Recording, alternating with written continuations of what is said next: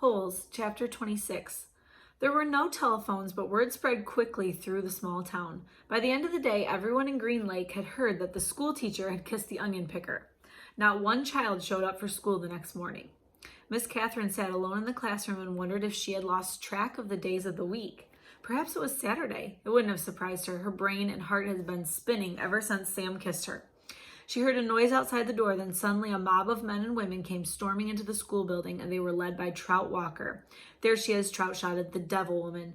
The mob was turning over desks and ripping down bulletin boards. "She's been poisoning your children's brain with books," Trout declared. They began piling all the books in the center of the room.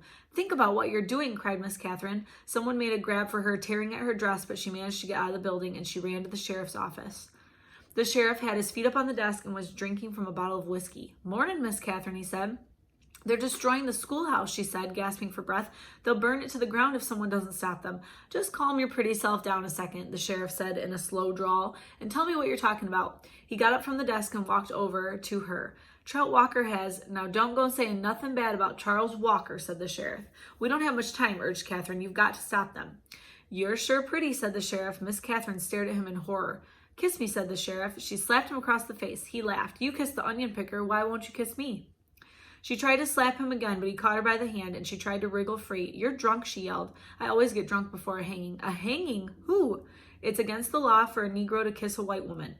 "Well, then you'll have to hang me too," said Catherine, "because I kissed him back." "It ain't against the law for you to kiss him," the sheriff explained, "just for him to kiss you. We're all equal under the eyes of God," she declared.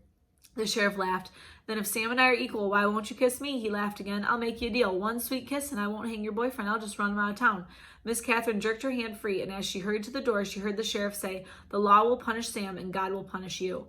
She stepped back into the street and saw smoke rising from the schoolhouse. She ran down to the lakefront where Sam was hitching Mary Lou to the onion cart. "Thank God I found you," she sighed, hugging him. "We've got to get out of here. Now." "What?" "Someone must have seen us kissing yesterday. They set fire to the schoolhouse, and the sheriff said he's going to hang you." Sam hesitated a moment as if he couldn't quite believe it. He didn't want to believe it. "Come on, Mary Lou." "We have to leave Mary Lou behind," said Catherine. Sam stared at her a moment. There were tears in his eyes. "Okay." Sam's boat was in the water, tied to a tree by a long rope. He untied it. They waded through the water and climbed aboard. His powerful arms rowed them away from the shore, but his powerful arms were no match for Trout Walker's motorized boat. They were a little more than halfway across the lake when Miss Catherine heard the loud roar of the engine, and she saw the ugly black smoke.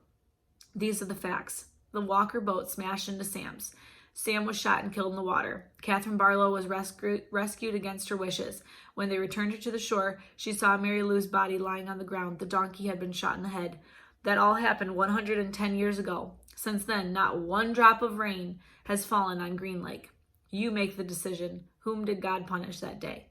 3 days after Sam's death, Miss Catherine shot the sheriff while he was sitting in the chair drinking a cup of coffee. Then she carefully applied a fresh coat of red lipstick and gave him the kiss he had asked for.